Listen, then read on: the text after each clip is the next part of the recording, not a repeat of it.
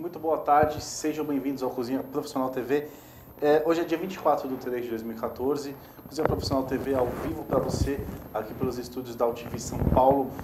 Como toda segunda-feira você confere esse programa direcionado para você que trabalha ou que administra, que é dono, gestor aí de qualquer tipo de estabelecimento de alimentação fora do lar, padaria, rotisseria, restaurante, buffet, todos esses modelos, né?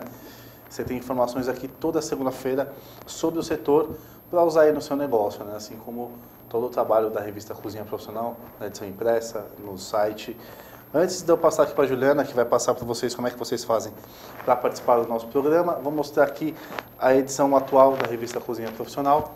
É uma edição do anuário, uma edição que foi feita com muito carinho, muito especial para quem trabalha no setor, né? A gente vinha no final do ano, a última edição do ano foi a edição do prêmio. E essa aqui também, que também é uma edição especial, seguida dessa edição especial, que é um anuário. O que você tem nesse anuário? Aqui no final da revista, né, vou até começar pelo final, é estranho, mas é interessante falar dessa forma, a gente tem uma listagem de fornecedores para vocês. Esse número está separado até por cor aqui, tem uma corzinha diferente. Por quê? Porque são separados ali por alimentos, equipamentos, infraestrutura, serviços, com as subseparações por produto. Então, você está com dúvida aí no seu estabelecimento de que empresa pode te fornecer um forno, que empresa pode te fornecer um azeite, que empresa pode te oferecer uma massa, tem tudo aqui. A gente chegou até mesmo na parte ali de serviços, né? Você quer capacitar os seus profissionais, tem aqui indicações de instituições que fazem isso. Você quer fazer um controle de pragas, tem aqui, enfim, está bem completo esse guia para vocês usarem aí nos estabelecimentos, né? E na primeira parte da revista, a gente tem a parte editorial com muitos gráficos, né? Por que a gente tem tantos gráficos assim? A gente fez uma pesquisa no setor com cerca de 1.000 profissionais de amostragem, né?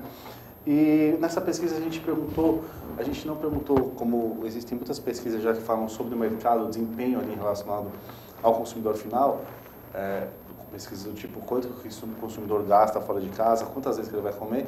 Como já tem bastante isso, o nosso foco não foi esse. Como a gente fala de gestão, nosso foco foi os bastidores do food service. Então, aqui você vai encontrar pesquisas, números relacionados a investimento que foi feito em 2013, previsão de investimento para 2014, satisfação dos profissionais, essa parte é bem importante também. Você que quer entender ali o que é importante para segurar um bom profissional, tem informações aqui também. Enfim, uma edição completa para vocês, um panorama de mercado inédito aí para quem trabalha no setor de alimentação fora do lar. Bom, já falei bastante aqui sobre a nossa revista. Vou passar para a Juliana, daqui a pouco eu apresento o nosso convidado de hoje aqui. Juliana, tudo bem? Boa tarde, Thiago. Boa tarde a todos. Bom, lembrando nossas redes sociais, o Twitter é @cpfoodservice, o Facebook é /revista Cozinha Profissional, nosso e-mail é redacal@cozinhaprofissional.com.br. Lembrando também que vocês podem entrar em contato com a gente pelos canais da UTV, #TV da internet, o Facebook da UTV é /UTV Brasil e o Twitter é @UTV, _UTV, desculpa. Todos esses meios você pode entrar em contato com a gente, fazer sua pergunta, sua sugestão, que a gente vai responder aqui no ar. Perfeito, estou aqui já logado em todas as redes sociais aqui, de olho na movimentação da UTV, com todos esses contatos que a Juliana passou, inclusive da Cozinha Profissional. Vou introduzir já aqui o nosso tema de hoje. É uma coisa que realmente, um alimento que eu não gosto, né? Gosto um pouquinho, que é a pizza, né? Eu tô mentindo, né? Como a maior parte dos paulistanos, eu amo pizza, né? Tô até comentando com a Juliana hoje que por mim eu almoçaria pizza todo dia, não tem problema, não só pro jantar. E para falar sobre esse assunto com a gente, tá aqui à minha direita o Gustavo Bacelar, que ele é proprietário da pizzaria Bendita Hora. Ali. Isso. Olá para todos, tudo bom? Tudo bom, Vim Gustavo? com muito carinho falar de pizza, que é o que eu faço há 12 anos, quer dizer, 15 anos, mas profissionalmente já há 12 anos. Perfeito. A Bendita Hora, Gustavo, tem 2 unidades, né? Uma Isso. que fica em Alphaville e outra em Perdizes, que aliás é um bairro super tradicional, Tradicionalista, né? De alimentação.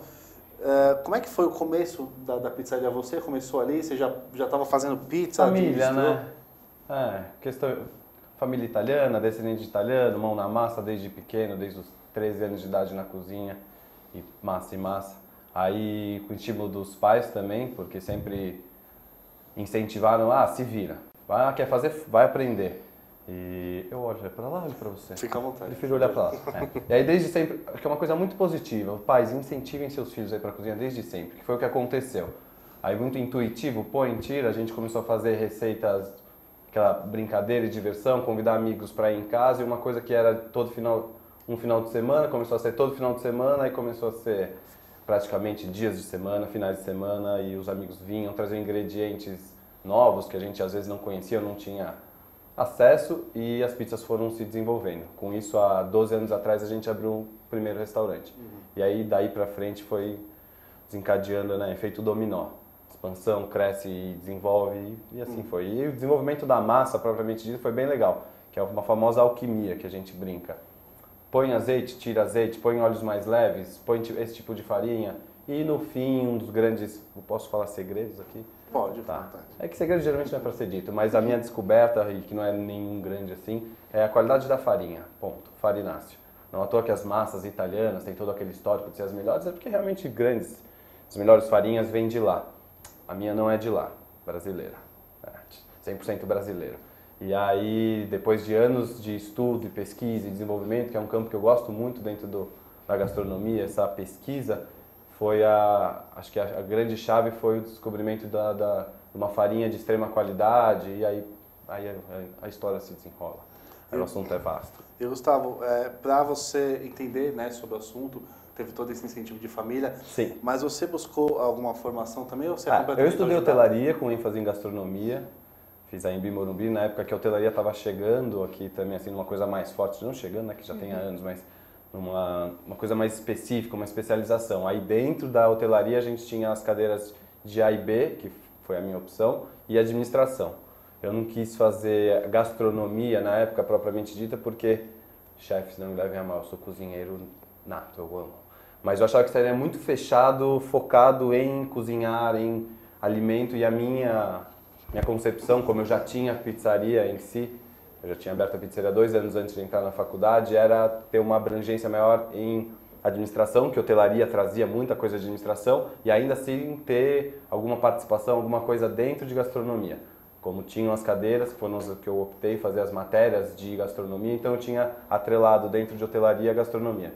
Então, por esse aspecto, foi a opção.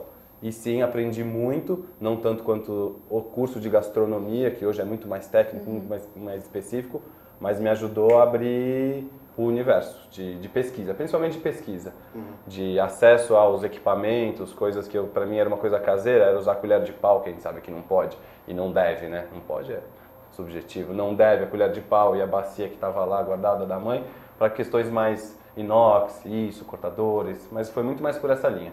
Acho que a cozinha em si é muito de raiz, né? Muito de essência, então...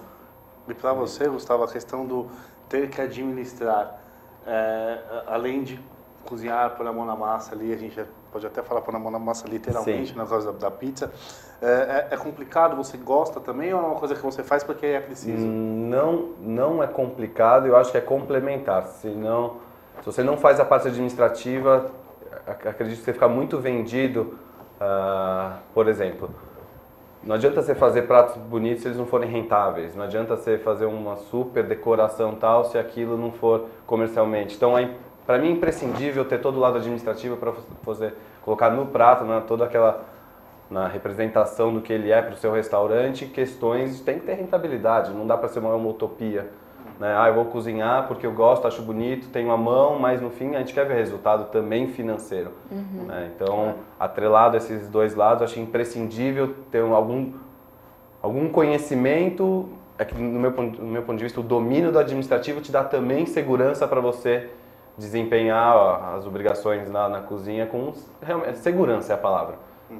Você que comprou, você sabe quanto você gastou, você sabe, por isso a história do fornecedor, quando você falou aí da revista, eu já me antenei, falei, vou dar uma pesquisada nesses fornecedores, atualizar quem está te fornecendo coisas de qualidade, atrelado a preço bom para você ter um resultado final e ter sua rentabilidade. Então, para mim está lado a lado com a produção mesmo, mão na massa, que é o que eu capacito meus colaboradores hoje, muito é nessa questão.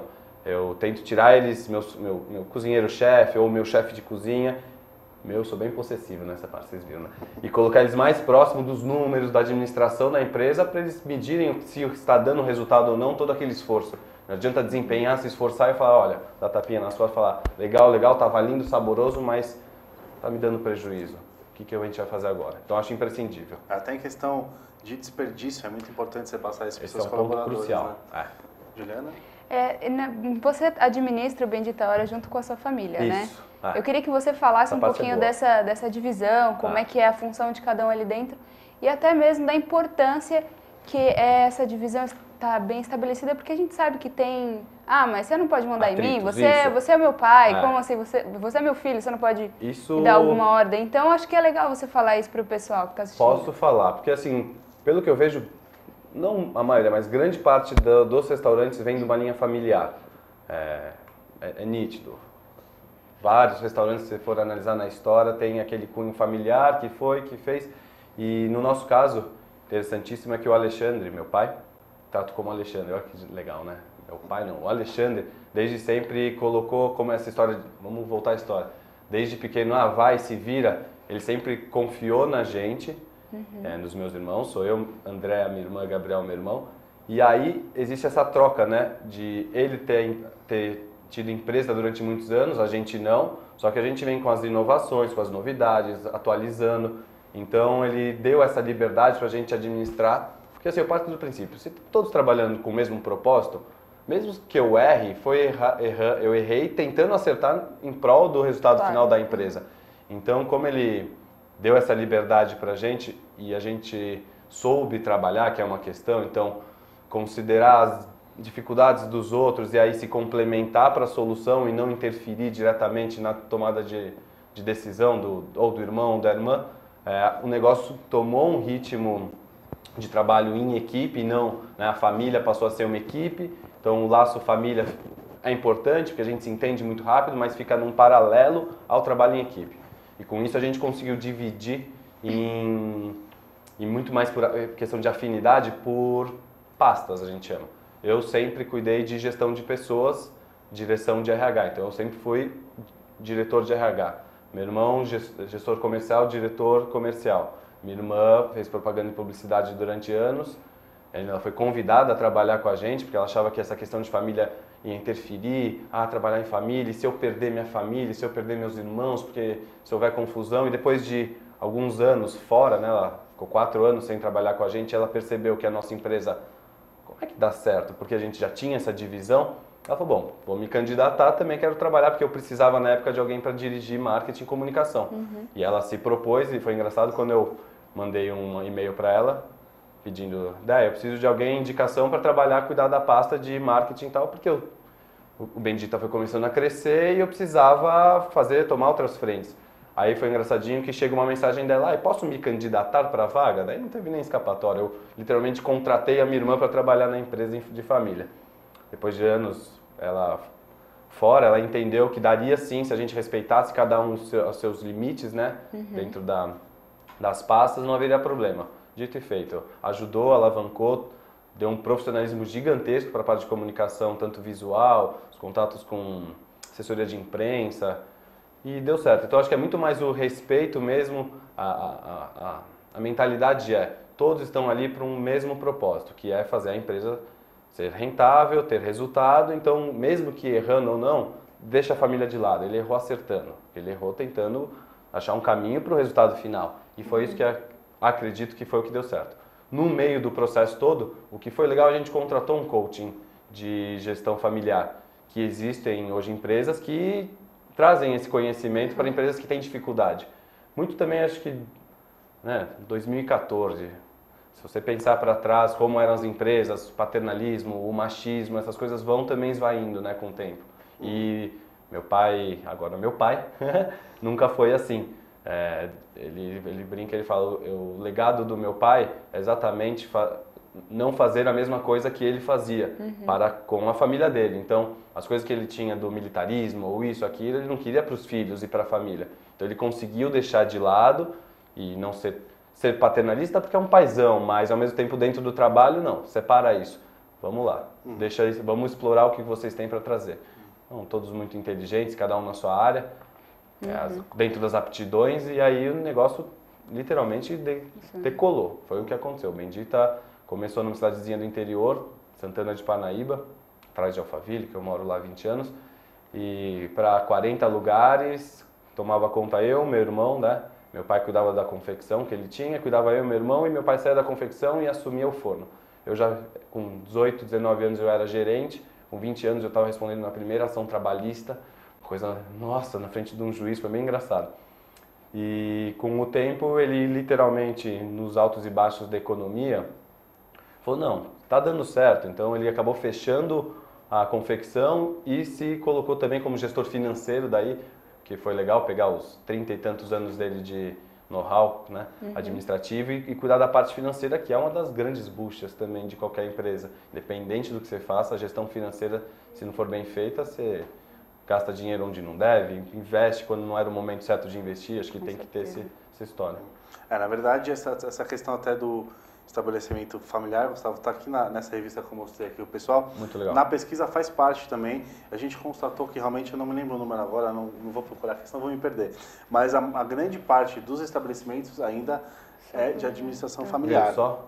Que legal. E por isso que essas dicas são importantes, porque tem toda essa complicação, até essa parte do coaching aqui que o Gustavo falou, é uma coisa muito válida de ser estudada, né? Vale a pena procurar, sim.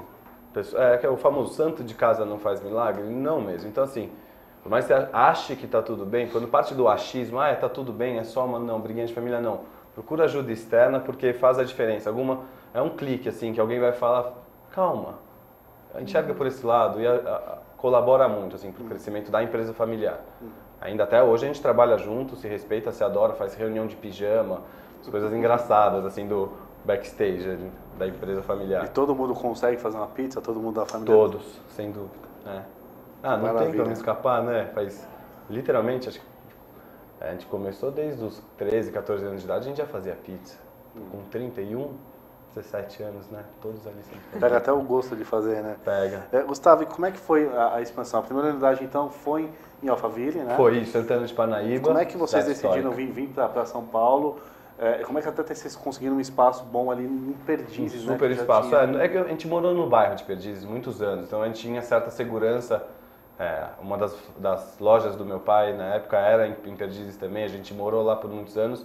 E ali, diferente de outros bairros, ali tinham pizzarias bairristas, inclusive até de amigos nossos ali, mas não tinha uma dessas pizzarias da nova geração que eu chamo, que é a nossa linha, de 10 anos para cá, que era com um cunho um pouco mais gastronômico, cuidando mais da ambientação, saindo daquela linha quadradinha de toalha xadrezinha com gravata borboleta, que eu respeito e adoro, frequento algumas inclusive, mais tradicionalistas, mas veio nessa pegada de um restaurante que vende pizza, uma combinação de ambiente, a gente ainda luz de vela até hoje, aquela coisa bucólica, vai muito casal, muito namorado, então tem essa linha.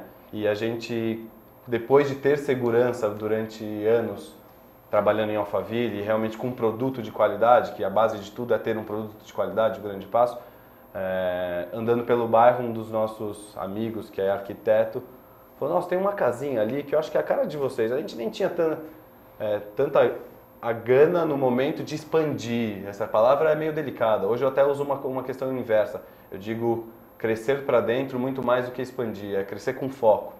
Expandir, abrir. A gente já teve uma terceira loja em Moema que a gente fechou. É engraçado que expandir pressupõe geralmente expandir, crescer para fora, abre novas unidades, e a gente chegou num ponto que repensou. A casa de Moema começou a dar prejuízo, economia oscilando, o Brasil está altos e baixos, né? E aí, não digo que infelizmente, que foi um grande passo também abrir, fizemos uma central de distribuição, foi toda uma logística, só que os custos acompanham, né? Compra caminhão refrigerado, e tem isso, e tem aquilo, e máquina a vácuo, e os custos foram subindo. E aí, voltando um pouco ao crescimento, na verdade, eu diria muito mais do que expansão, que esse nome é meio aflitivo, foi necessário. Também, se você fica estagnado e não cresce, também chega um ponto que o fermento começa a perder força. Então, você precisa trabalhar, ó a analogia, né? Trabalhar essa massa, pelo menos deixar crescer um pouquinho, tira o fermento do lado, faz, né, ali um levão, guarda um pouquinho a safra para depois. E fomos literalmente convidados um arquiteto amigo nosso falou, vocês têm que abrir em São Paulo, vocês têm potencial, então foi um incentivo.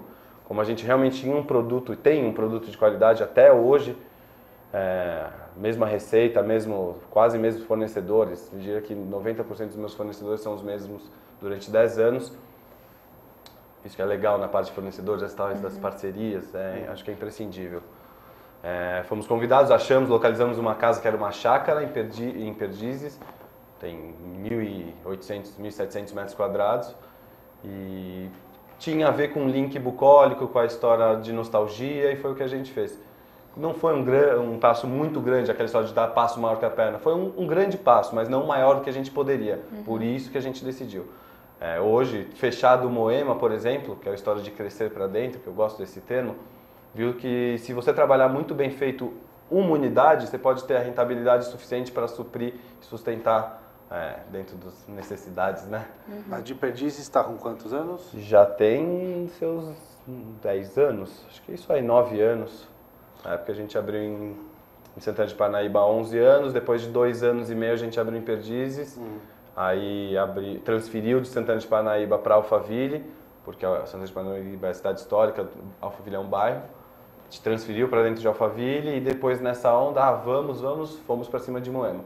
A gente fez toda uma pesquisa, um estudo, só que o que acompanhou foi baixo da economia mesmo. A economia em 2008, o começo da crise, 2009, foi meio ingrato para a gente. Certo. E como é que você faz hoje, Gustavo? Você trabalha mais com a parte uma parte muito complicada que você comentou do RH, né? Talvez a parte mais complicada de uma administração. Como é que você faz para trabalhar nas duas casas? RH às vezes é muito presencial, né? Você tem que ficar indo para lá e para cá. Como é que você trabalha isso? Hoje não mais.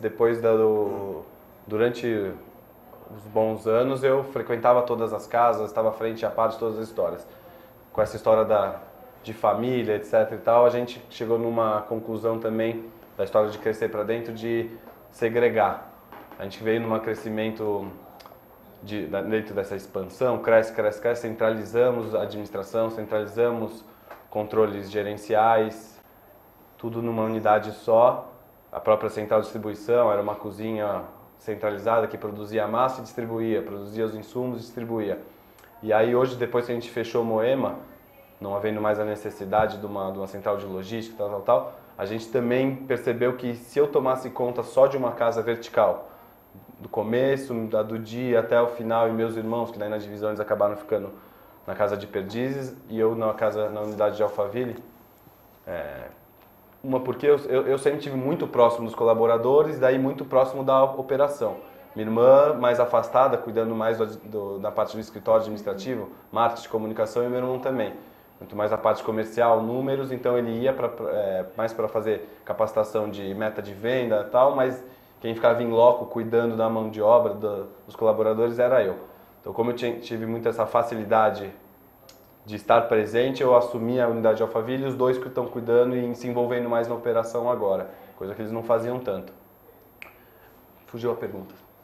Desculpa. Não era sobre, na verdade, como é que você faz para administrar as de presencial, então. Hoje a ideia eu criei um projetinho pessoal que eu chamo de autogestão.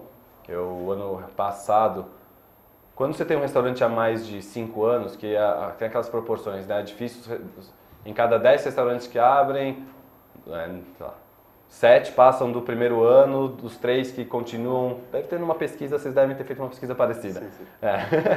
3 duram no máximo 3 anos e um que se passar do 5º ano, palmas para ele, porque é muito difícil um restaurante perdurar durante mais de 5 anos e ter uma história aí mais longínqua de 20, 30, como a gente tem alguns poucos exemplos. E no nosso caso, depois de 5, 6, 7, 9, 10 anos, a própria equipe, que já não tem um turnover tão grande, acaba assumindo grandes frentes de responsabilidade. O que eu fiz no projeto que eu chamei de autogestão foi explorar o que cada colaborador tem de melhor, então potencializar isso e despertar a inteligência que eles têm do lado melhor e fazer com que eles assumam a responsabilidade da gestão. Aconteceu que eu demiti meu gerente de 5 anos, tive que demitir. Eu cheguei numa conversa muito franca, ele também aceitou numa boa, difícil uma demissão, mas ele aceitou porque ele entendeu, tal. Ele também tinha outros planos paralelos de morar no Nordeste e montar um restaurante dele. Então eu acabei fazendo um acordo, né, literalmente, um acordo legal, assim, tipo, vamos embora, obrigado, agradeço até hoje, e repassei fracionadas funções de gestão para cada colaborador. Então hoje, por exemplo, na casa de Alphaville eu tenho 3 gerentes. Em vez de ter um gerente hierarquicamente, que é um cara mais que centralizava o poder, eu venho capacitando eles há muitos anos. Então eles sabem, se eu olho assim, eles sabem o que eu quero dizer. Se eu levanto a mão direita, eles sabem o que significa. Se eu faço o número 1, já tem uma representatividade. Se eu faço 3, significa outra coisa. Então, como eles estão muito próximos de mim, eles literalmente sabem como eu ando, como eu respiro. Então, esse projetinho que eu chamei de autogestão foi fazê-los entender a importância de cada um tem no grupo, que é o famoso, todo mundo falar de trabalho em equipe, jogar em time, mas tem todo um individualismo, medo de perder posição. Então, eu quebrei esse estigma, esse paradigma dentro da cabeça deles e consegui fazer eles entender que aquele cara é bom para cuidar de pessoas, então vocês não se preocupem com as pessoas. Ele vai cuidar das pessoas para vocês, mas ele não é bom comercialmente, então você cuida das metas de vendas. E você cuida dos clientes, e você cuida das questões de caixa. Então lá hoje eu tenho um gerente de produção que só fica focado na produção, porque como eu sou uma pizzaria, a única coisa que não pode faltar é pizza, literalmente. Bebida, deu pau na máquina de chopp, não tem problema, vende cerveja. Acabou um limão, não faz caipirinha de limão, faz caipirinha de abacaxi. Então as soluções são mais ágeis. Na pizza eu não posso parar a produção, então eu coloquei um gerente de produção. Eu chamo de gerente, mas né, são todos gerentes hoje. Em vez de ter um gerente na hierarquia, eu tenho 4, 5 gerentes. É engraçadinho isso, porque a nomenclatura também faz uma diferença para essa turma.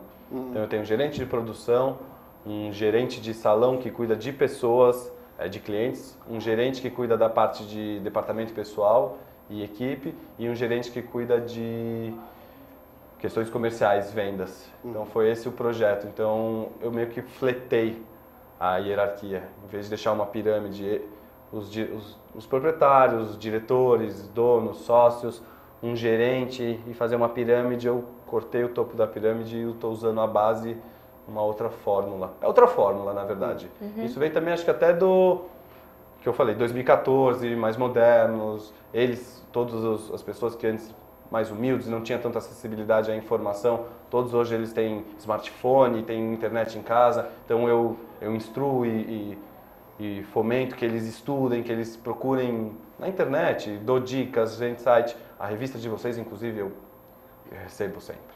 Eu leio, folho e tal, e repasso para eles lerem e falo, olha essa matéria que legal. Então, eu aproximei muito eles do conhecimento, ou pelo menos dei o start, o conhecimento está na porta de vocês, não precisa ficar esperando. Então, foi essa linha. Certamente é uma forma de gestão bem diferente. É diferente. Isso, inclusive, você estava falando, eu pensei no seguinte, ali você deve ter uma equipe que entende tudo que está acontecendo dentro do estabelecimento. Quer dizer, a informação interna não é privilégio só de quem está em cima.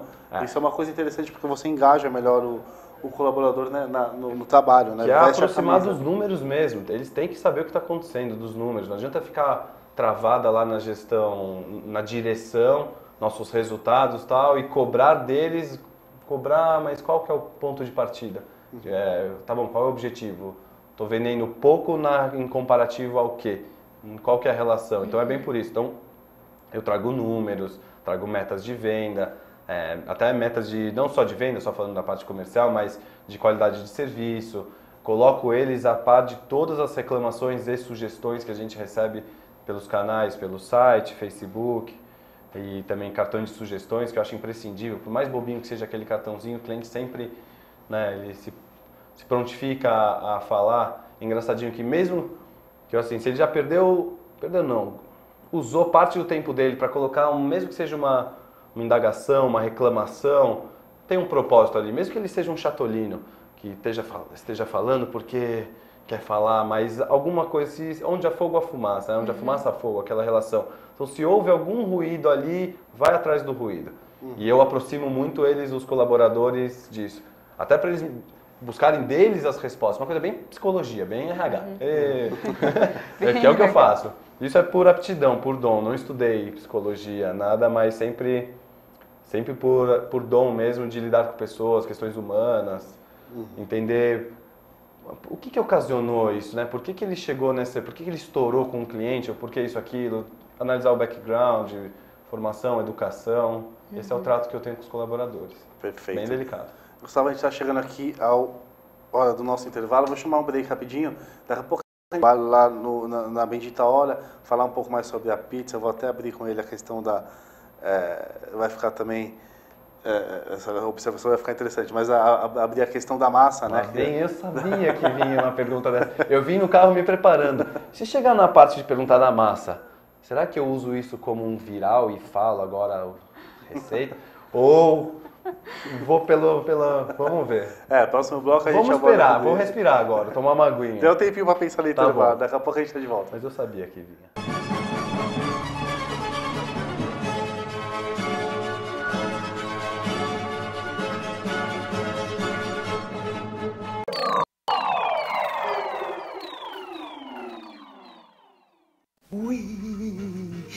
Venha assistir o I, venha assistir o I, eu vou hipnotizar você. Venha assistir o I na UTV.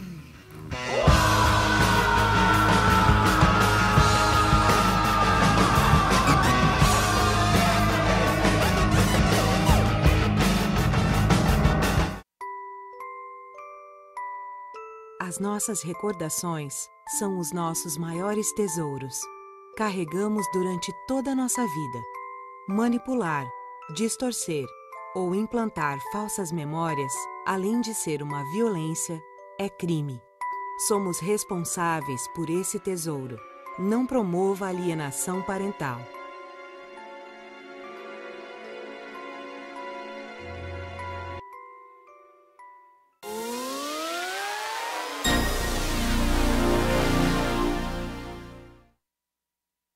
Tudo tem a ver com alguma coisa. De onde vem a água que a gente bebe? Da torneira. Ih, nada a ver. Vem dos rios que nascem da mata. Sabia que a gente só respira por causa das árvores? A árvore respira? Respira. A árvore respira. E o que você tem a ver com isso? Meu ar. Minha água. Minha árvore. Meu ambiente. Mata Atlântica. SOS Mata Atlântica. Mais 25 anos.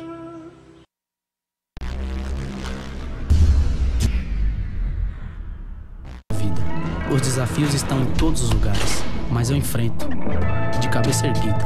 É no campo que eu mostro o meu melhor, com garra, determinação e trabalho.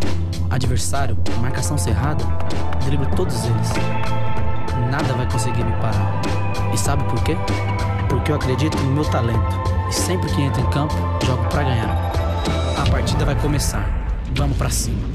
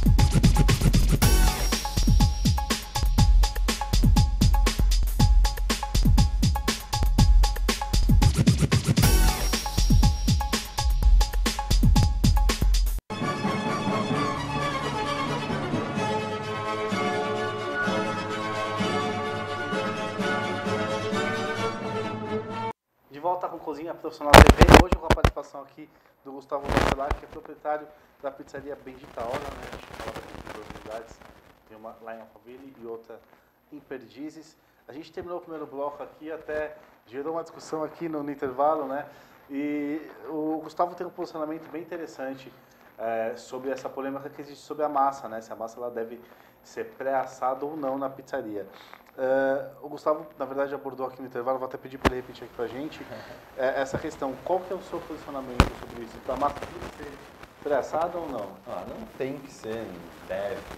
Vai muito mais do que você tem de estrutura, de como você pode atender a sua capacidade instalada, de como você pode atender seus clientes. No meu caso, eu prefiro e eu sempre usei e vou defender usar massa natural, crua, abre-se o disquinho, recheia, vai para o forno. E a resposta que eu dei, que para mim é muito óbvia, depois de anos e anos e anos, é muito mais da questão do processo final do que o pré-cozimento da massa, o pré-assar a massa. É a câmara de calor, é o forno. Então, ela é muito delicada ao forno. Se você coloca um forno com lastro, que é a parte de baixo, muito quente, ela vai torrar embaixo, vai ficar crua no meio e o recheio de cima vai abafar e ela vai ficar com aquela camada gelatinosa e crua. Então, para mim, é muito mais um ajuste de forno e temperatura, finalização, do que propriamente discutir se a massa deve ou não ser... em alguns momentos, eu já fiz teste, por exemplo, quando eu tenho um evento muito grande, vou fazer um evento de 200 pessoas, a parte inicial, que as 200 pessoas chegam com fome, querem comer pizza ao mesmo tempo, eu pré-asso ali 10, 15, 20 pizzinhas, pré-asso o disco, ou de repente pré-asso a própria pizza já finalizada, já monto ela inteira, pré-asso, dou uma estagnada na cocção dela, mas já até não é que eu pré-asso o disco e depois recheio e vai pro forno, não. Já monto a pizza inteira na massa crua, asso ela até metade do ponto, tiro ela perfeitinha e depois finalizo. Isso é uma técnica, a gente desenvolveu, porque como é que você faz para sair num forno que pode sair uma pizza a cada 3 minutos? Como é que você faz para atender 200 pessoas? Eu tenho capacidade instalada de atender sentada, a unidade de Perdizes tem 400 lugares. Se chegar um grupo lá que a gente tem eventos, muitos eventos, de 200 pessoas que chegam em ônibus, é incrível, uma coisa maluca, chegam lá 200 pessoas ao mesmo tempo, queremos pizza, a gente criou a solução. Pré-assa-se ali a pizza inteira e tal, mas voltando à pergunta, não está ligada diretamente à massa, se pré-assa ou não, e sim à câmara de calor. Qual é a sua capacidade instalada, quando você consegue soltar de pizza no intervalo, né, de tempo. Então, respondendo diretamente, cuide do forno. Se é forno a lenha, umidade da lenha, se está seca, usa de um jeito, se está úmida, usa de outro jeito, porque se usar uma lenha muito úmida, ela vai deixar a câmara mais úmida e ela vai umedecer a massa, então ela pode ficar embatumada. Então tem todo esse macete da utilização do forno. É o forneiro mesmo que vai cuidar para que a massa não fique crua. Não é a massa se está pré-assada ou não. Fica a dica aí do Gustavo para isso são anos, olha, pode acreditar, são anos, juro. Fica a dica então. Juliana? Gustavo, vamos um pouquinho falar dos ingredientes, das pizzas. Sim. Desde que você entrou, assumiu, você também faz as pizzas, você passou a comandar lá a cozinha. E o que você trouxe de novo para a pizzaria, desde as suas criações, de inovações das pizzas, deixando um pouquinho de lado as tradicionais e agregando novos sabores? Como que foi isso daí? Na verdade, assim, pra gente da minha família, a gente gosta muito de explorar o que cada insumo tem de qualidade. Então, a nossa pizza que mais vende, pra gente já é tradição, é a pizza de abobrinha. E a pizza de abobrinha, a gente não faz nada além de fatiar ela crua, jogar sal, colocar na pizza e jogar o parmesão por cima. Que daí ela cozinha com a própria água, coberta com parmesão, ela cozinha e fica molinha ali dentro. Então, a gente, no departamento de criação, desenvolvimento de produto, o que eu mais faço é buscar o que o insumo, trazer uma berinjela, então fazer uma pizza que tenha gosto de berinjela. A gente vai muito mais nessa linha. O hábito de consumo já de paulista ou dos brasileiros, vamos generalizar assim, é nas pizzas tradicionais, pedir a portuguesa, pedir a calabresa. Então é difícil, muito difícil quebrar o hábito de consumo. É extremamente difícil. A pizza de abobrinha é um case de sucesso, é um hit à parte que tanto ela está se tornando tradicional, na cozinha, pelo menos paulista, outros restaurantes, outras pizzarias começaram a fazer mais pizzas de abobrinha, explorar esse insumo depois que a gente veio com forçando, né, essa pizza como diferenciada, como tipicamente brasileira. A abobrinha é uma questão bem brasileira. E continuo insistindo em explorar o que cada alimento tem de sabor. Dificilmente eu faço combinações, isso, mais isso, mais isso, aquilo, que daí entra numa linha muito gastronômica, e há limitações para a pizzaria, porque as pessoas têm ainda essa concepção de, vamos comer uma pizzinha, meio que até denigrem, assim, menosprezam todo o trabalho que a gente tem de criação.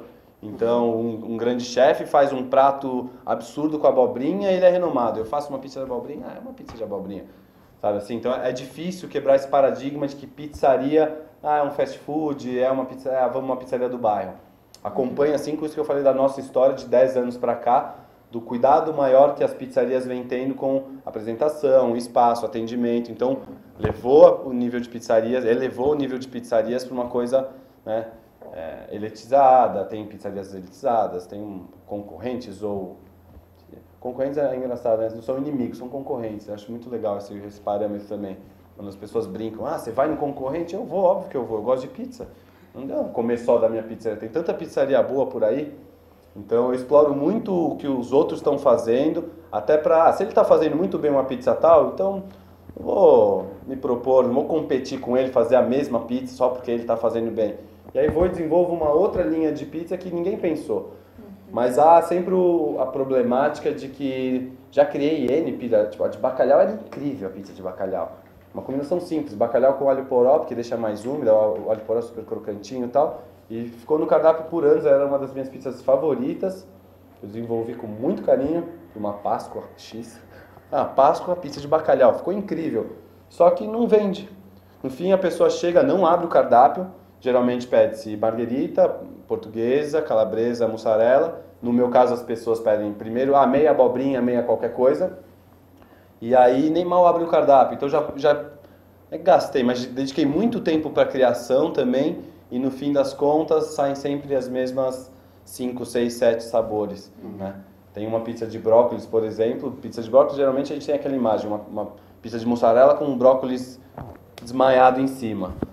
Nossa, não. O brócolis a gente faz branqueamento, que é faz a cocção a vapor, joga numa bacia com água com gelo, daí para o processo de cocção, daí ele fica bem verdinho, picota na faca para ele ficar com pedaços graúdos e não ficar desmilinguido, e vai com ricota defumada. É uma pizza incrível. Tem boa saída? Tem, mas comparando com as 10 mais vendidas, ela fica lá para trás. Então é uma pizza incrível, levou técnicas para desenvolver, coloquei técnicas de gastronomia e tal, mas no fim não são tão vendáveis por causa do hábito de consumo mesmo paulista. Vem mudando? Vem evoluindo, sim, mas a passo muito lento na contrapartida de criação. Diferente dos chefes gastronômicos, de restaurantes, bistrôs, que daí eles têm isso como desafio e as pessoas buscam isso. Nas pizzarias as pessoas não buscam isso. Né? Tive amigos que tentaram abrir pizzarias mais gastronômicas e fecharam no primeiro ano porque não tinha cora. As pessoas, essa pizza, e a crítica fica maior, né? Essa pizza com queijo de cabra, incrível, eu amo queijo de cabra, adoraria, é um insumo super caro, mas e aí? Vou ficar, que eu falei lá no começo, ficar desenvolvendo pizzas com insumos mais caros, mais elitizados, trufados, para depois eu vender uma pizza no mês? E o meu estoque físico? E o que eu faço com isso? Eu levo para casa e faço um jantar? É bom, geralmente, se não dá certo, acaba virando alguma coisa em casa. Mas é difícil. Certo. Gustavo, voltando ali pro negócio, né? A gente já falou muito bastante dessa parte da pizza em si. Sim.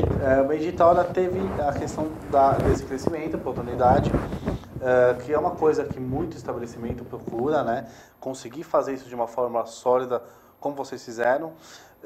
Só que além disso, vocês também fizeram outra coisa que muito estabelecimento, eu tenho certeza, que pensa, né? Estabelecimento, no caso, que funciona à noite, ou pizzaria, um bar, que é abrir para almoço também, inclusive com um conceito bem interessante, que é almoço a lenha. Já deu até água na boca só de pensar. Como é que foi essa ideia de fazer isso? Por que vocês resolveram fazer isso? E qual o resultado? São dois momentos da conversa. A primeira é que, por qualidade de vida, minha família optou em só trabalhar com um restaurante à noite durante bons anos, porque quem tem restaurante e é diretamente o que a gente está falando, sabe o quão desgastante, bom sentido, né? Eu amo o que eu faço, minha profissão desde sempre, mas é desgastante, né? Você vai dormir pensando, você acorda pensando, aí você tem que cuidar de fornecedor, isso, aquilo, recebimento, gente que não veio trabalhar, daí cliente, aí reclamação, anyway. E aí minha família, por questões até de qualidade de vida, tinha optado só trabalhar à noite. Então durante 7 anos a gente focou na noite, teve rentabilidade suficiente, teve nossas conquistas pessoais, familiares, comprei meu apartamento, meu irmão comprou a casa, minha irmã isso, e a gente teve as conquistas pessoais. Só que chega um ponto, quando aí a economia começa a balançar, porque uma coisa quando a economia está estável, está tudo bem. Eu sempre volto a falar da problemática da economia, que ou você se mexe ou ela te consome e acaba tudo. Então quando a gente começou a sentir a economia oscilando muito, bom, criação, criatividade, vamos embora, não vamos ficar parados. Sempre tivemos sonho de cozinhar outros pratos, mas a segurança sempre foi fazer pizza, apesar de cozinhar em casa de tudo. Eu sou fã de fazer macarrão, adoro fazer macarrão, massa, adoro. E aí, sempre a gente ter visto dentro da família, só que levar para o cunho comercial, já tinha tanta gente boa no mercado, com restaurantes bons, tal, fazendo almoço, chegou um ponto, ou a gente abre uma nova frente de receita dentro do nosso restaurante, ou vamos começar a ter problemas financeiros, né, literalmente. E aí a sacada foi muito que óbvia, já tinha lá locação do espaço, nossos espaços são locados, a gente nunca quis deixar dinheiro imobilizado. Imagina, comprar um lugar, você gasta 1, 2, 3 milhões, e 3 milhões eu monto 5 casas. Então a gente sempre teve esse conceito de alugar o ponto, uma vez que a gente já tem nome, know-how e tal, se precisasse mudar de lugar, a gente leva a clientela, então isso foi uma sacada. E aí optamos em fazer o almoço em Alphaville primeiro, como boneco, né, como primeiros passos, e utilização do forno a lenha, que essa é uma das grandes sacadas, de cocção a forno a lenha. Aquela coisa antiga, mais mineira, cocção lenta, né, deixar um pernil 12, 14 horas de uma noite para outra, fazer assados a 100, por exemplo, que é uma carne considerada, uma carne de segunda, que isso para mim é uma nomenclatura completamente errônea. Para mim é uma carne de primeiríssima sabor, incrível. Então deixar um a 100, 4, 5 horas embalado dentro de um forno, você não imagina como ele desfia a qualidade que é. Entre os, aí os legumes assados a forno a lenha, as morangas inteiras, é um outro sabor. O defumado da lenha realmente dá um outro sabor. Então a gente pegou esse mote, né, que foi a sacada, foi, bom, criatividade, o que a gente faz, e sempre alguma assinatura, uma assinatura. Então o almoço a lenha, que foi como a gente assinou primeiro, também deu certo, foi hit, como tudo. Eu acredito assim, sempre que você vai montar um projeto pessoal, profissional, por mínimo que seja o projeto, sonhe grande. Porque da noite para o dia ele pode virar um sucesso, se você não estiver preparado psicologicamente para aguentar, a puxa é grande, a pressão é grande, porque a pressão de mídia, de cliente, e revista isso, revista aquilo, e eles bombardeiam. Se você não estiver psicologicamente preparado, pode estar tudo lindo, você cai porque é insustentável, se você não tiver estrutura psicológica para aguentar. Então por isso que a gente montou um boneco em Alphaville, trabalhou o primeiro ano em Alphaville, e agora um ano atrás a gente trouxe para Perdizes e só cresce, cresce. Cada semana a gente atende mais gente porque é diferenciado. Dificilmente você vê um restaurante que tem a capacidade de um forno a lenha, a gente tem 4 na verdade, para fazer os assados, os legumes. A gente meio que atrelou a questão da economia, da necessidade de criar novas frentes de receita dentro do próprio restaurante, aproveitando a estrutura que já está ali, né? Mas uma das questões que é muito malucas é que a minha equipe não dobra a jornada. Outra coisa que eu acho interessante defender aqui. Eu fiz N estudos, cálculos, adoro Excel, amo matemática. E fiz vários cálculos, e aí colocando a matemática de lado e pegando todo o meu know-how de gestão de pessoas e comparando a qualidade de vida dos colaboradores de outros estabelecimentos que fazem dupla jornada, aquele fictício intervalo intra-jornada de 4 horas que não existe, o cara fica acabado, o rendimento dele é péssimo, ele sempre vai achar que também está a favor porque eu estou aqui desde de manhã, cheguei aqui 8 horas da manhã, estou aqui até as 10 da noite, então para mim eu medi isso, pus na balança e preferi trabalhar com 2 equipes. Então uma das grandes sacadas também, apesar de atrelar um custo não muito maior do que ter uma equipe dobrando a jornada, aumenta um pouco o custo, mas o rendimento deles é maior, o prazer de trabalhar, o resultado acaba sendo eu diria 10 vezes maior do que você ter um cara na sua equipe que acorda às 5 da manhã, sabe as condições de transporte no nosso estado, né? Na nossa cidade. Acorda às 5 da manhã, pega o ônibus lotado, chega no estabelecimento, chega atrasado. Vai para casa porque você chegou atrasado. Cara, o cara acordou 5 horas da manhã para chegar atrasado. Né? Deve ter um porquê. Calma, né? Vai atrás de saber isso. Que é só de entender o background da pessoa, as dificuldades.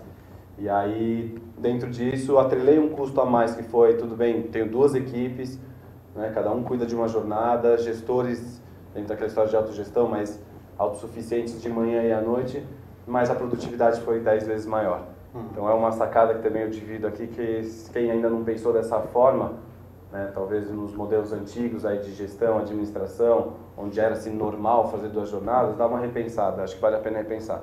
Certeza que muita gente já tá ouvindo aqui, ficando mais animado com essa questão de repente, aumentar, né, para oportunidade, ou então para outro horário. Gustavo, infelizmente a gente já chegou aqui ao final do nosso programa, né? Tinha tanta coisa. Passou tão rapidinho.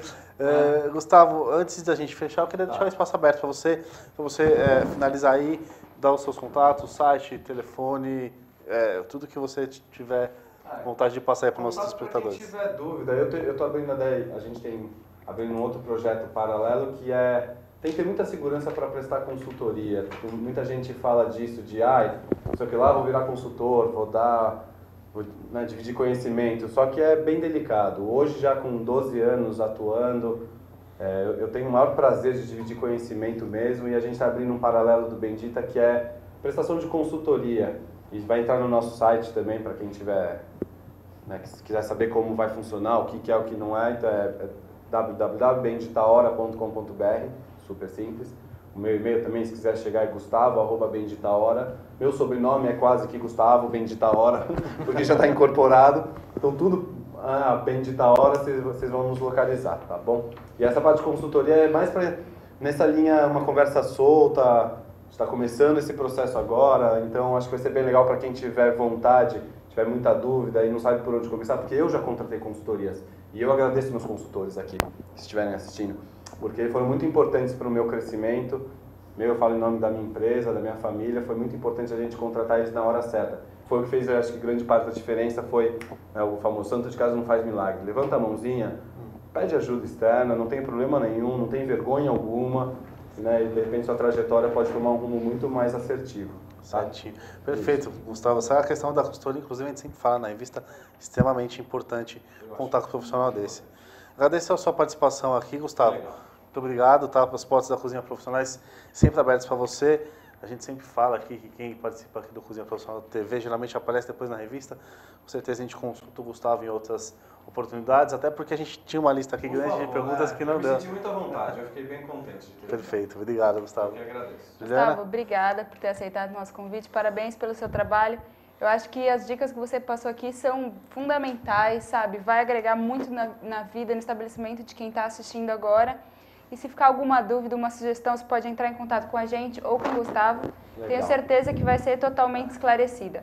Lembrando nossas redes sociais, o Twitter é @cpfoodservice, o Facebook é /Revista Cozinha Profissional e o nosso e-mail é redacal@cozinhaprofissional.com.br. Lembrando também que o nosso programa ele fica no nosso site. Se você pegou ele pela metade, entra no nosso site que você vai poder conferir ele inteirinho. Obrigada e até o próximo programa. Perfeito, obrigado, Juliana. Obrigado a vocês, os espectadores aqui da UTV que acompanham o Cozinha Profissional TV.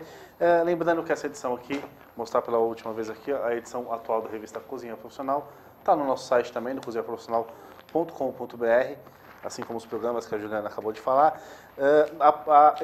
Nossa próxima edição, não vou falar muito dela aqui, até porque a gente está com tempo curto, mas matéria de capa a gente vai ter a questão da redução de custos para o consumidor final. Tem muito restaurante que busca reduzir, o consumidor está procurando gastar menos para comer fora de casa, e a gente foi procurar então profissionais, inclusive, né, que a gente estava falando agora há pouco, de consultores, para falar para vocês como é que vocês fazem para reduzir esse custo, mas sem impactar ali na qualidade do que você serve, né?